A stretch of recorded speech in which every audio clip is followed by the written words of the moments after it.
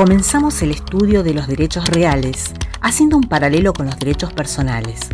Los derechos personales tienen tres elementos: un sujeto activo, un sujeto pasivo y una prestación debida, que no es más que la obligación de dar, hacer o no hacer. Esta estructura no la tenemos en los derechos reales. No vamos a encontrar una obligación que corresponda al titular de un derecho real. ¿Qué va a tener el titular de un derecho real? Una facultad. Y aquí tengamos presente la nota al artículo 497 infine del Código de Vélez, donde Ortolán dice: un derecho personal es aquel que da la facultad de obligar individualmente a una persona, a una prestación cualquiera, a dar, a suministrar, a hacer o no hacer alguna cosa. Un derecho real es aquel que da la facultad de sacar de una cosa cualquiera un beneficio mayor o menor. Los derechos reales pueden ser temporarios o perpetuos. En cambio, los derechos personales son temporarios, es decir, están limitados en el tiempo, condicionados al cumplimiento de la prestación debida.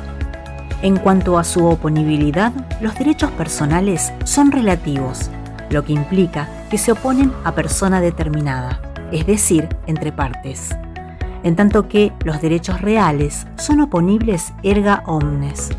Esto quiere decir que soy titular de dominio frente a todos y no solo frente a persona determinada. Vélez-Sarsfield no define a los derechos reales, sino que trae las definiciones de otros autores, como Ortolán, de Molombe o de las Institutas de Justiniano. La definición de Guillermo Allende. El derecho real es un derecho absoluto, de contenido patrimonial, cuyas normas, sustancialmente de orden público, establecen entre una persona, sujeto activo, y una cosa determinada, objeto, una relación inmediata, que previa publicidad obliga a la sociedad, sujeto pasivo, a abstenerse de realizar cualquier acto contrario al mismo, obligación negativa, naciendo para el caso de violación una acción real y que otorga a sus titulares las ventajas inherentes al ius persequendi y al ius preferendi. Analicemos brevemente esta definición. El derecho real es absoluto, y para analizar este primer elemento debemos tener en claro que derecho relativo es aquel que tiene eficacia respecto de persona determinada o varias, en tanto que derecho absoluto es aquel que tiene eficacia contra cualquiera.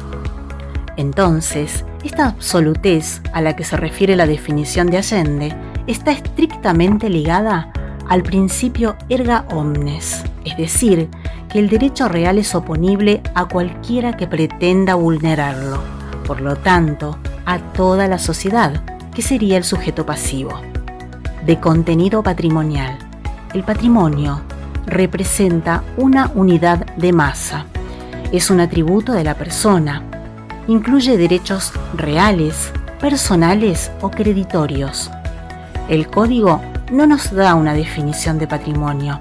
En él se reconoce que el patrimonio es un conjunto de bienes con valor económico y también bienes con valor afectivo, terapéutico, científico, humanitario. Norma sustancialmente de orden público. La naturaleza de los derechos reales, en general, no depende de la voluntad de los particulares, sino que está fijada en consideración al bien público y al de las instituciones políticas. Esto significa que por convención los particulares no pueden crear o modificar la configuración de un derecho real. Relación inmediata. Acá tomemos la definición que diera de Molombe, este jurista representante de la escuela de los exégetas.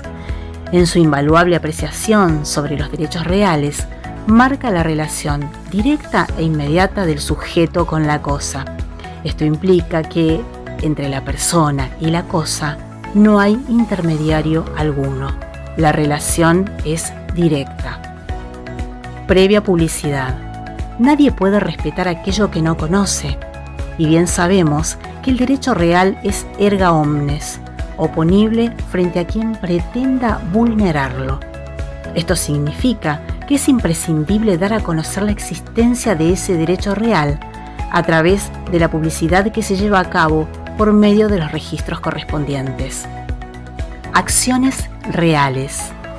El titular de un derecho real, para protegerlo de cualquier lesión, contará con el ejercicio de acciones con la finalidad de devolverle al titular el pleno ejercicio de su derecho.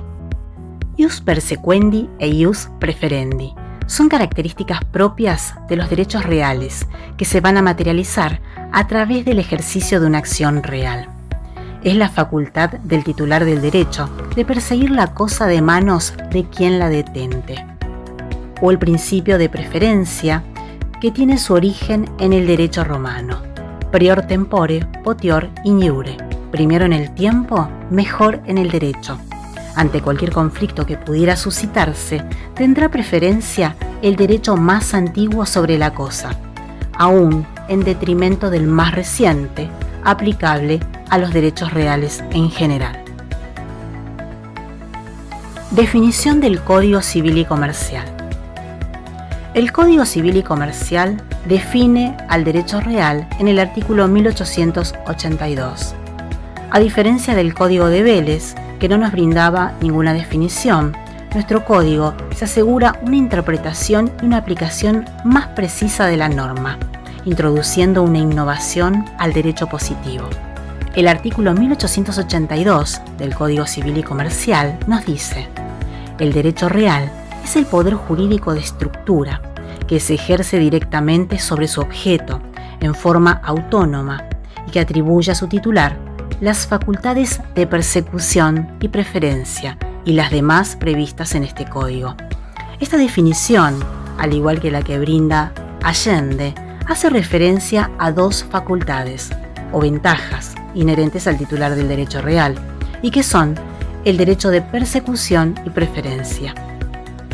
El poder jurídico real es el que recae sobre cosas determinadas de carácter patrimonial, regulado por normas de orden público, limitado al campo de actuación de los particulares.